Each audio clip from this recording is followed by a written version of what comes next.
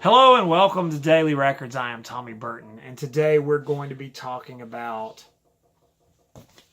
Drums and Wires by XTC. This was the third album from the band, new wave band, maybe by this point, post-punk.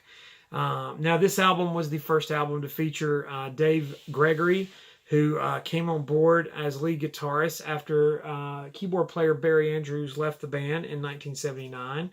And Gregory would stay with the band all the way until 98 when they were recording Apple Venus. So he's a longtime member of the group. And of course, featuring Colin Moulding as well as Andy Partridge. Interestingly enough, one of the bigger hits from this album, not written by Andy Partridge, and also interestingly enough, one of the only songs on the album not written by Andy Partridge. Now there were a few, but Making Plans for Nigel, which was a fantastic sort of new wave single from the group, and it was number one in England, and it sort of drove the album. Now it also had a song, 10 Feet Tall, which went on to be a single for the band in the United States, but still not quite making headway on the American charts yet. But Making Plans for Nigel is just a oddball, fantastic single, and it's a great lead off for the album.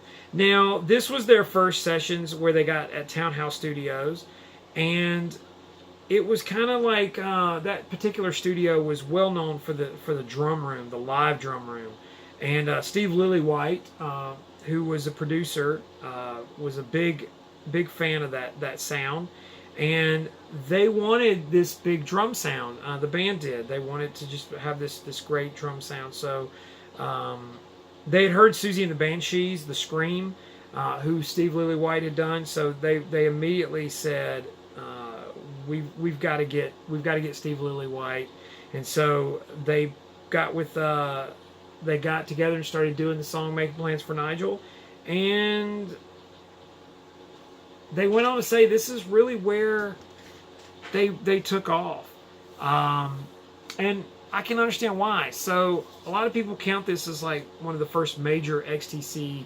records, and I'd be inclined to agree. Now, Making Plans for Nigel and Scissor Man, Primus did both of those songs, and the album's gone on to be sort of one of the more well-regarded of the XTC sort of catalog, and rightfully so.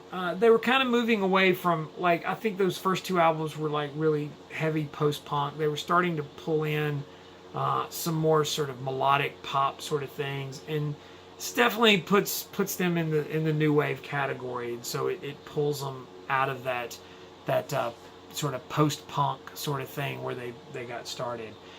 Fantastic album, Drums and Wires by XTC. Have you heard it? If so, what do you think? Comment down below. Like, subscribe to the channel, share the video if you're so inclined. Follow me on Instagram and Twitter. It's TommyBurton75. In the meantime, I'll see you all again tomorrow with another Daily Record.